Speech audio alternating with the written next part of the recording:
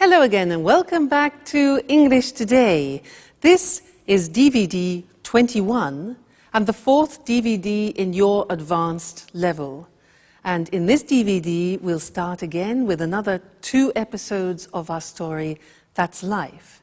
And then after that, in our special TV programs, our music expert will be talking about the Royal Opera House in London.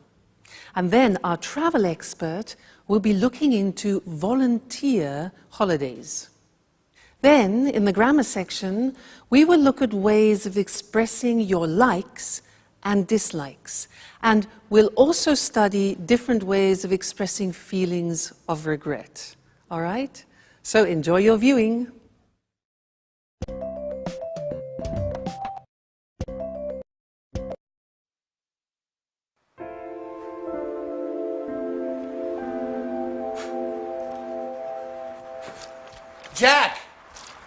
Jack, I was waiting for you. Have you got a minute?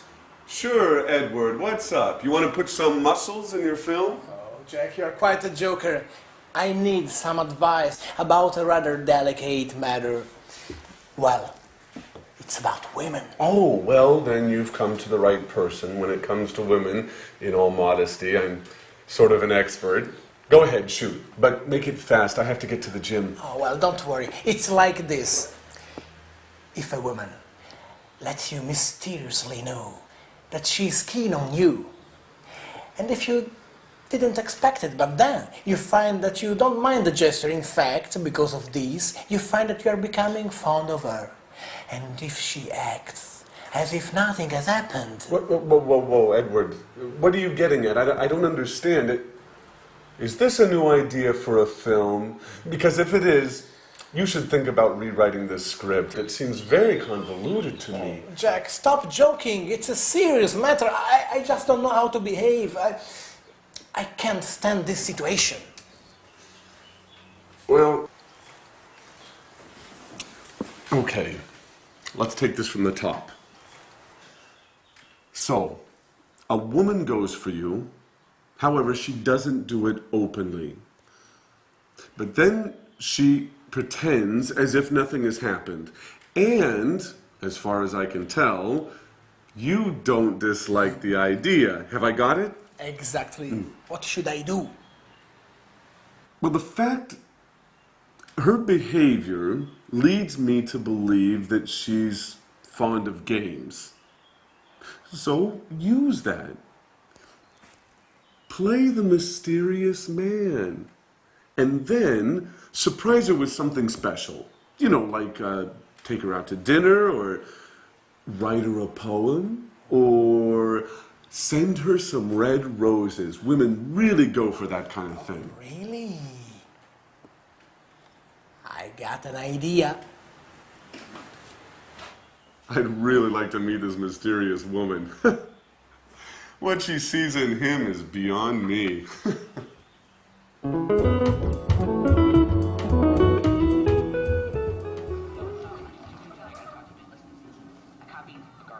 Edward? Edward? Edward? Would you mind not watching the TV for a moment? I'd like to have a word with you. Is it important, Alice? Chuck is on. The reality program about show business. You know I'm nuts for this show. Yeah, I know. It's about the only thing you go for.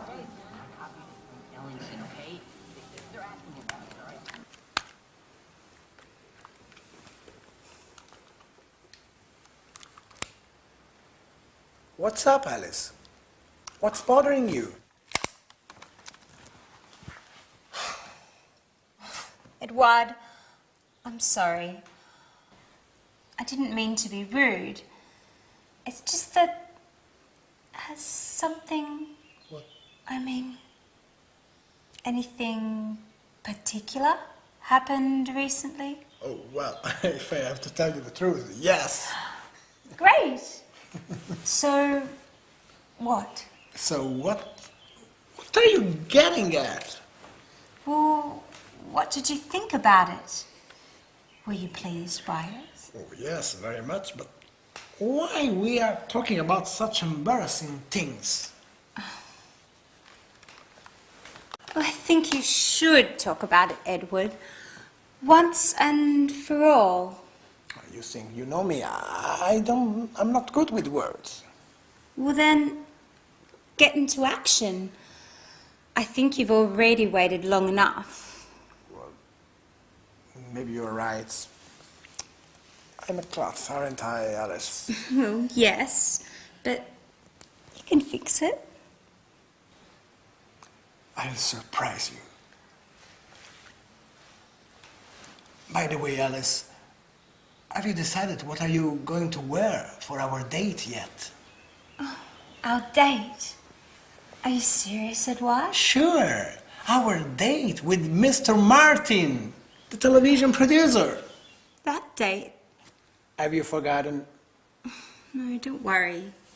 I haven't forgotten about it.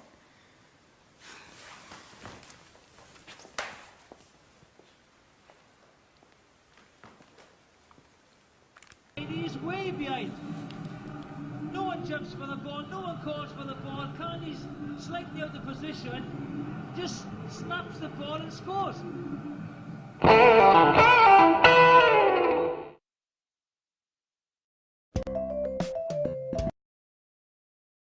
Hello again, and welcome back. Jack and Edward in that episode were talking about what they like doing and what they dislike doing.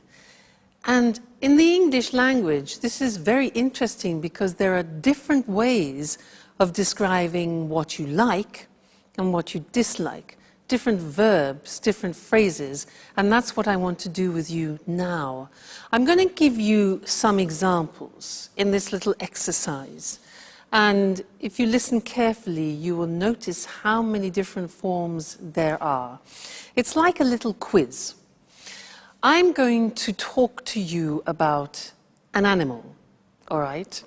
I'm going to describe what this animal likes doing and dislikes doing, and then I want you to try and guess what the animal is. All right, so are you ready? Listen carefully. Well, these animals are keen on eating big animals. They're keen on eating big animals. They're fond of basking in the sun in the long grass. So they're fond of lying, basking in the sun in the long grass. They really love running at top speed. They love running at high speed, okay? They can't stand getting wet. Like when it rains, they can't stand getting wet. They can't bear being disturbed when they're eating. They can't bear being disturbed when they're eating. Another thing, they don't mind the presence of man, but at a distance. All right? Okay. They dislike being close to lions. Dislike being close to lions. They hate being disturbed when they are with their cubs, with their babies. Okay, their babies, their cubs. As animals, they don't go in much for making noise. They're silent, they're quiet. And for them, it's all right to eat only twice every 4 days, so once every 2 days. They don't have to eat every day. So, have you guessed the animal? It's a cheetah. Now remember that in English, a cheetah is not Mr. Monkey. A cheetah in English is the fastest animal in the world. It's the cat, the wild cat with dots. That's the cheetah. And that's what I was describing. All right? Now let's look more closely at the language that I used. So, if we are talking about likes, these are the possibilities. You can use the verb to be keen on. Now notice that these verbs are followed by the gerund form because we have a preposition. So, I'm keen on skiing. Keen on plus gerund means I'm enthusiastic about it. I'm fond of learning English. Same meaning, okay? It means I like it very much. Keen on, fond of, plus gerund. You can have the negative too. I'm not so fond of going to the cinema alone, for example. Now, what about negative? I can't stand is the same as I hate. Very, very common use, this. I can't stand getting up early in the morning. Gerund. I can't stand getting up early in the morning. We also say, I can't bear. Look at the pronunciation. I can't bear. All right? Getting up early in the morning. I can't bear drinking beer, for example. You can say, I really love doing something. I really love playing tennis. Now, you can say, I don't mind doing something. Now, I don't mind means I don't particularly like it. I don't particularly dislike it. So it's okay, it's nothing special for me. So I don't mind playing tennis, but it's not my favorite sport. All right?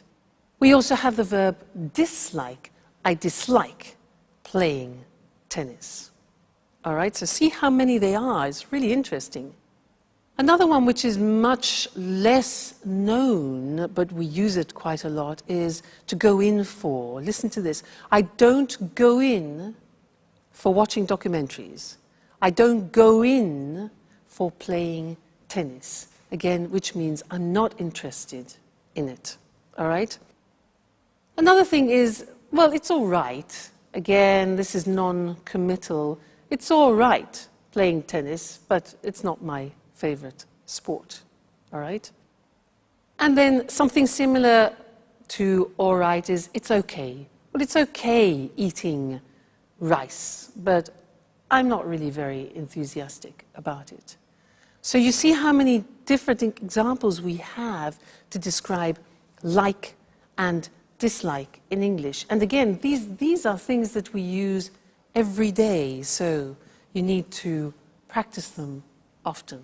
So it's okay learning English, and you are excellent at doing it, and I like seeing your progress. Okay, great. Well, that's this lesson, and we'll see you again in the next one. All right, bye for now.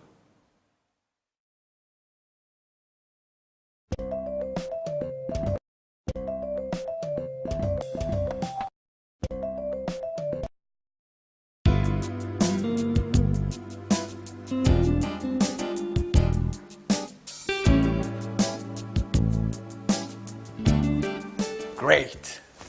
This spot should work well. Maybe here would be better. And I'll put the card here, next to this. Let's give it a quick once over again.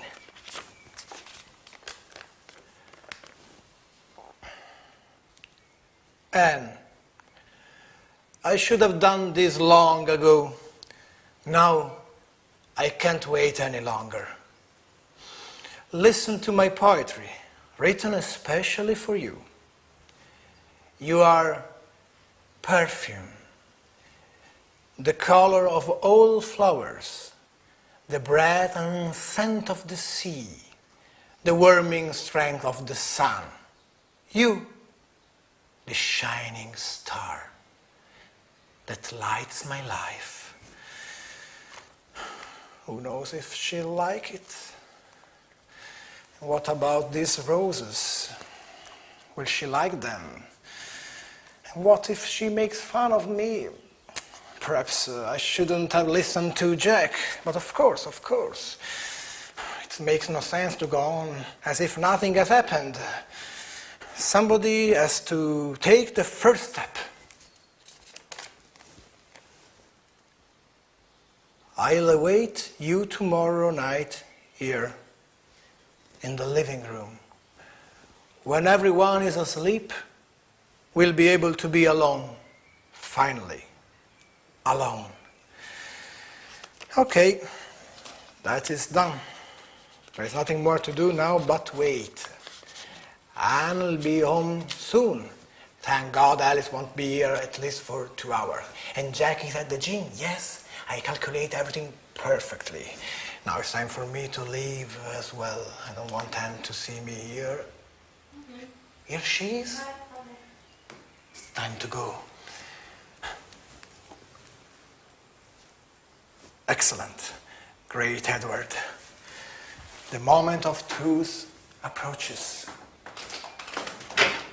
They'll never call me an amateur again. Right, fine. Bye-bye. Oh, is the door open? Bloody cat's coming. Oh, what are these?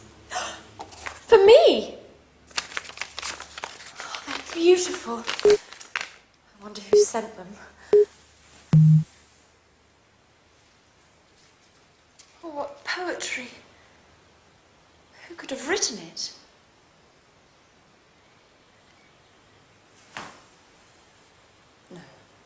No, Anne.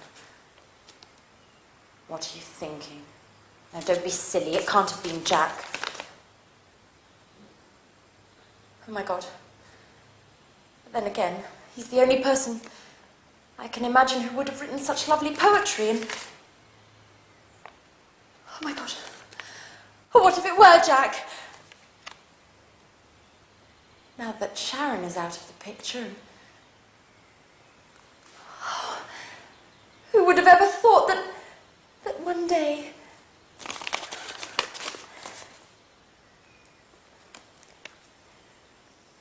Oh, Jack.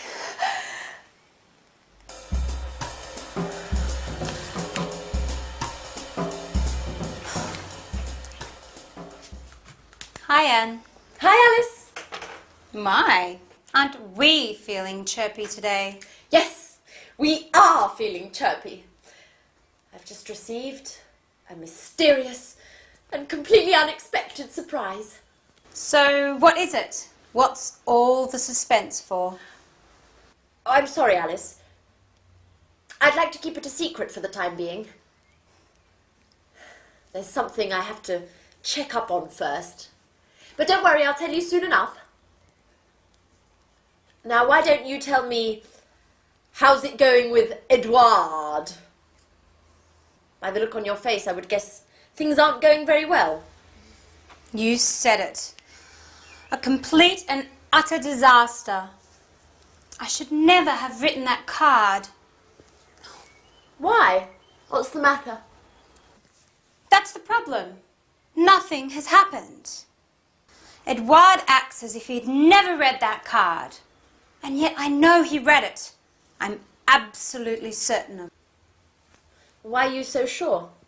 Well, he told me in no uncertain terms. I fished around, vaguely, and he admitted that something strange had happened, and he also said that he was very pleased. And then nothing. No words, no actions. At this point, I think he was referring to something else entirely. Or else, I just have to accept the fact that he isn't interested in me. Oh, don't get depressed, Alice. If you want my opinion, I think you should have told him in person. Face to face is always better than playing games. At any rate, you've still got time. Why don't you sit down and have an earnest word with him? No way! To be embarrassed further? Anyway, there's something fishy about this whole story. Either Edward is acting like a complete fool, or else he hasn't truly understood what I feel for him. Oh, I need some clarity. From now on, I'm going to scrutinize his every move.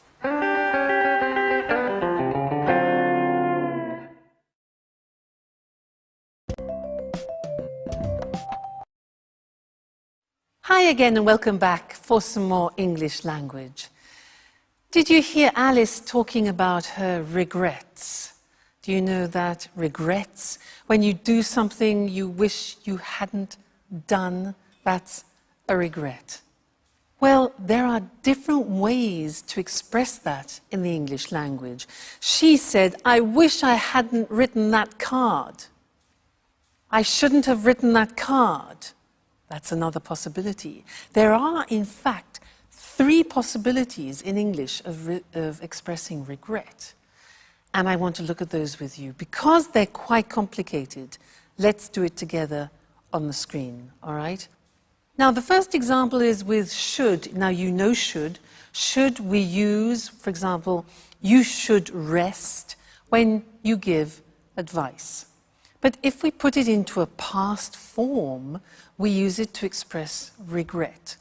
So the grammatical structure is should plus the infinitive have plus the past participle. So an example is, imagine, it's raining. I haven't got my umbrella and you want to express a regret.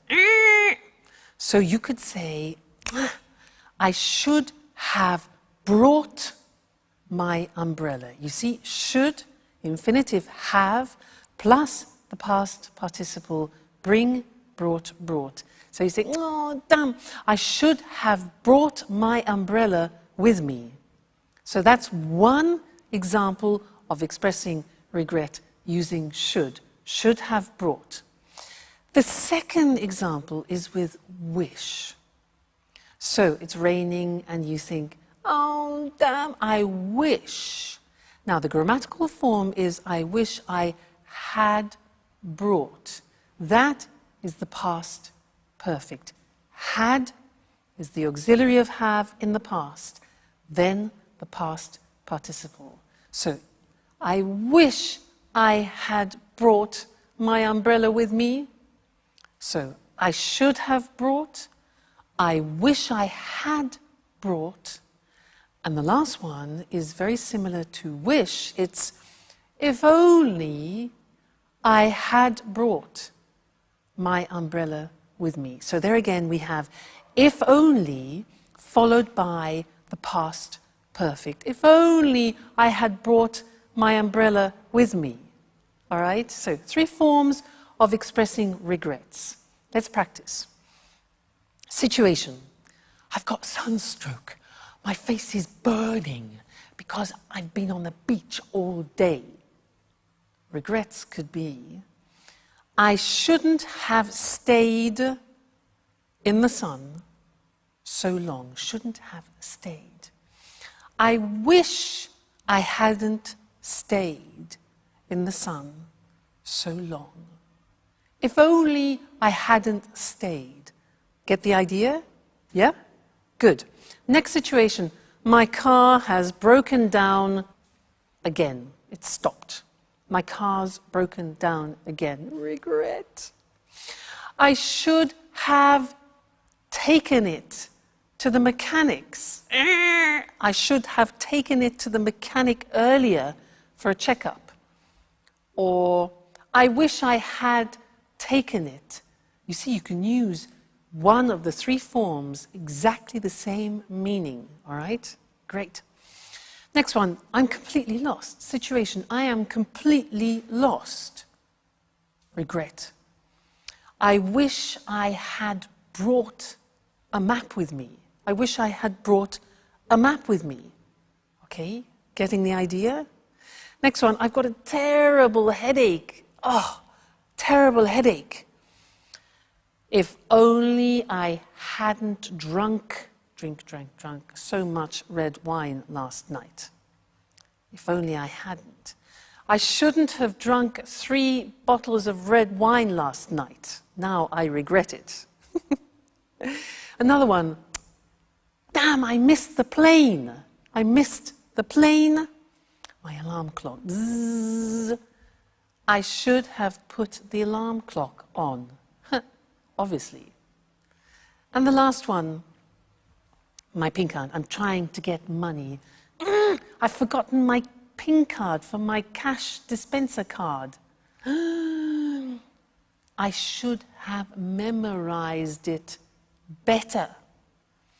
If only I had memorized it better. All right, so there are the 3 forms.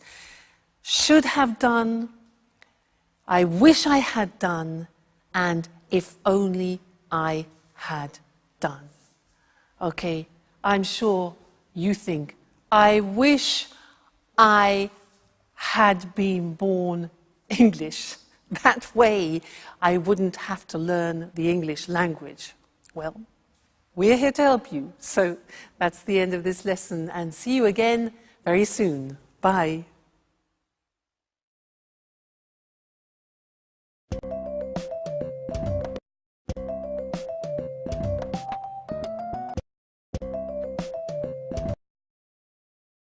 Hello and welcome to this week's edition of Music World. And of course, welcome to our music expert, Tony Moore. Hello, Lucy. And good morning to all our music fans. A great cultural icon with a very difficult recent history. A popular TV programme broadcasting these problems to a whole nation. And today, great performances to packed houses. I'm talking about the Royal Opera House at Covent Garden in London. The theatre dates back to 1732, but recently it's become more famous than ever. What exactly has been happening at the Royal Opera, Tony? Well, everything started with the restoration work that was begun in 1995. This work has now been completed, and we have the modern performance space that it is today. I can't see any trouble there. Sure. But the restoration work was partly funded by the National Lottery. What do you mean, partly funded? How much money came from the lottery?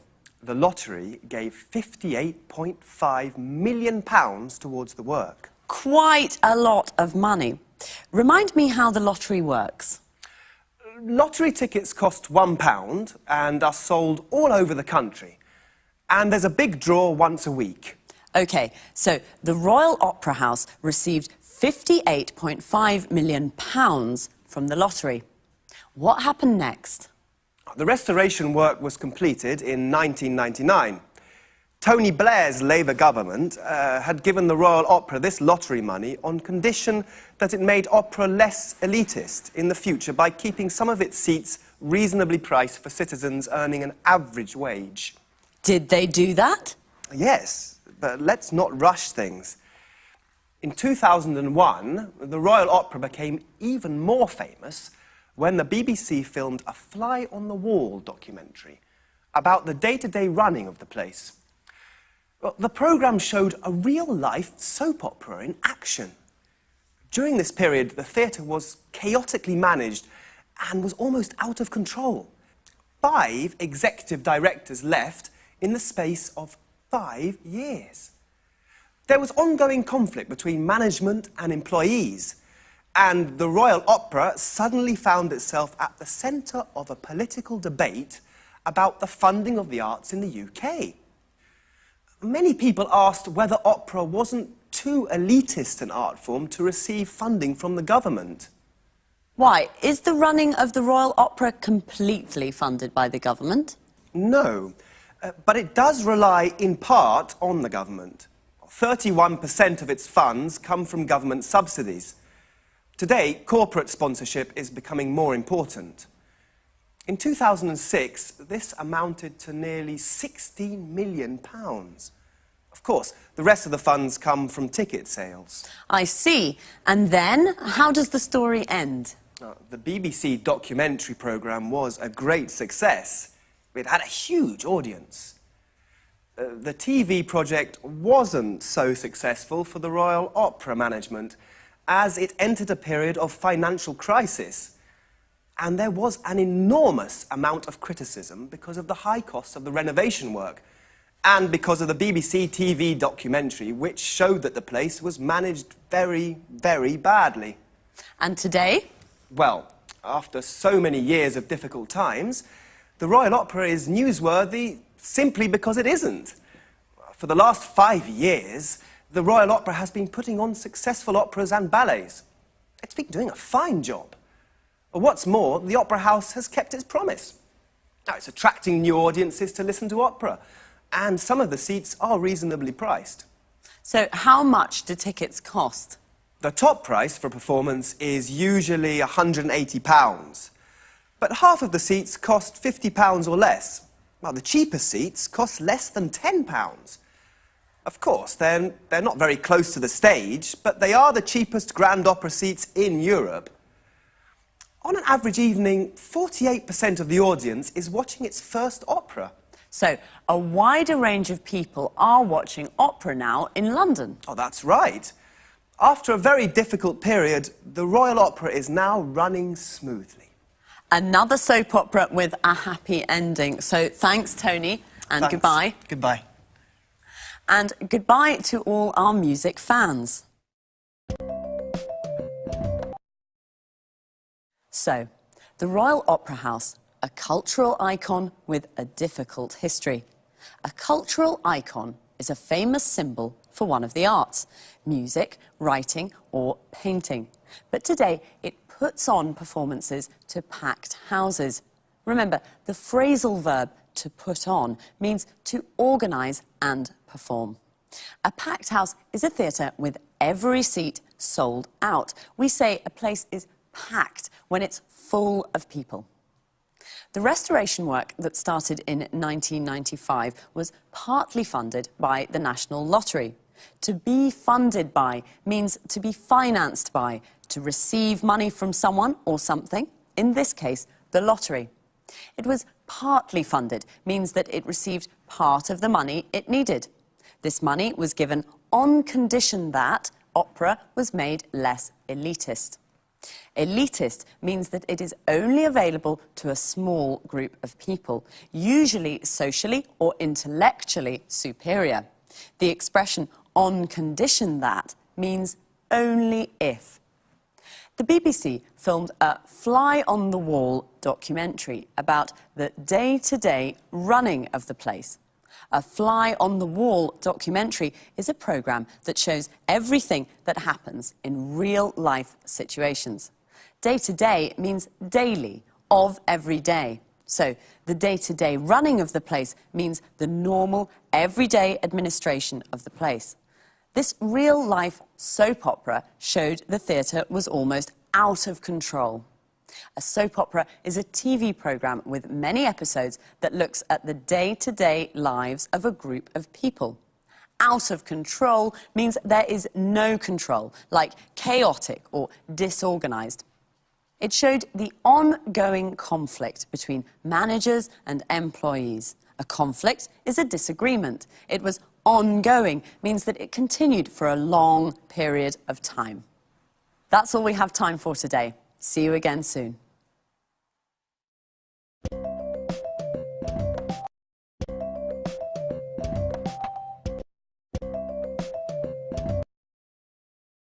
Hello and welcome to this week's edition of The Travel Programme. In the studio with me once again is Christine Oteng, our travel expert. Good morning, everyone. Well, what does the word holiday conjure up in your mind? White sand beaches, beautiful blue sea and fantastic seafood? Or maybe cool mountain air and invigorating walks through alpine forests? How about this? Think helping to build a dam outside a village in Uganda. Think helping out in a rural hospital in India. Think showing visitors round a castle in England. That's right, today's travel topic is volunteer holidays, a way to travel and do good at the same time. Am I right, Christine?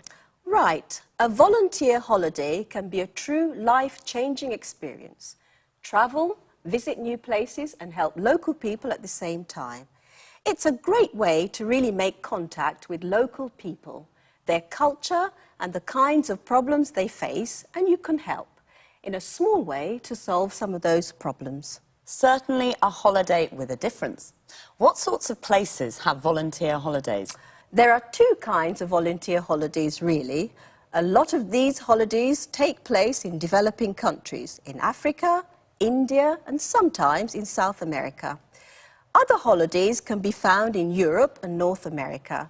So there are lots of destinations to choose from. And what sorts of things can you do? There's an enormous range of activities to choose from. In the developing world, a lot of the work is based around helping on infrastructure projects, so you may help to dig a new well or build a new footbridge or perhaps a children's playground. Or you may decide to help out in a local hospital or in an orphanage. All sorts of useful projects to improve the daily lives of local people in small ways. And what about the work in developed countries? Well, here the work is slightly different. It's usually for charitable organisations, like, for example, the National Trust, an English charity that looks after many castles and old houses. It also owns many areas of beautiful countryside. Anyway, it's possible to do lots of interesting things for the National Trust. What, for example? As you mentioned earlier, helping to show tourists round a castle in the summer, there is a beautiful 15th century castle on an island off the northeast coast of England, Lindisfarne Castle. Well, they're looking for a couple to do this job for a fortnight. OK, I'll think about that. But do you have to pay for these activities? Yes, of course you have to pay.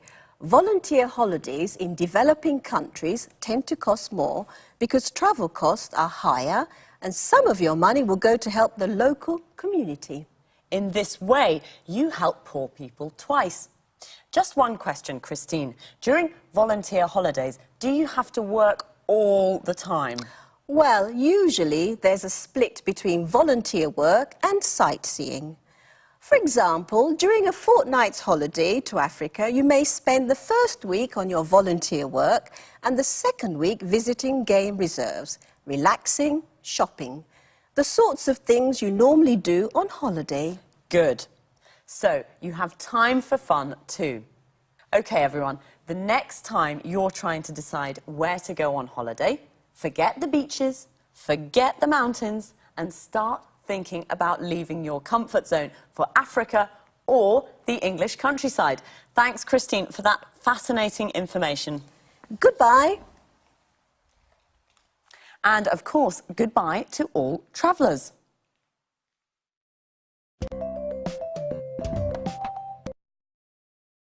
Well, what does the word holiday conjure up in your mind? What does it conjure up? Means, what does it make you think of? What do you imagine when you hear the word holiday? A volunteer holiday can be a life-changing experience. A life-changing experience means it changes your life. There are two kinds of volunteer holidays, in developing countries and in developed countries. A developing country is a country with a low level of economic activity and low standards of living, like India and Africa. All these countries together are called the developing world. European countries are developed countries. There are lots of destinations to choose from. There are lots to choose from means that there is a big selection. There are lots of activities to choose from. You can help on an infrastructure project, a project that involves building or construction. You can help to build a footbridge, a bridge for people to cross on foot. You can help out in an orphanage. An orphanage is a home for children who have lost their parents. Notice how we say help to do something, help on a project, and help out in a place. You could also work for a charitable organisation in a developed country. A charitable organisation is an organisation whose aim is not to make a profit, but to help people in need. For example, you could spend a fortnight showing tourists around a castle in England. A fortnight is a period of 14 days. They're looking for a couple to do this job. A couple is two people, usually a man and a woman, who are married or in a relationship together. OK, well, that's all for this week, so take care and study hard.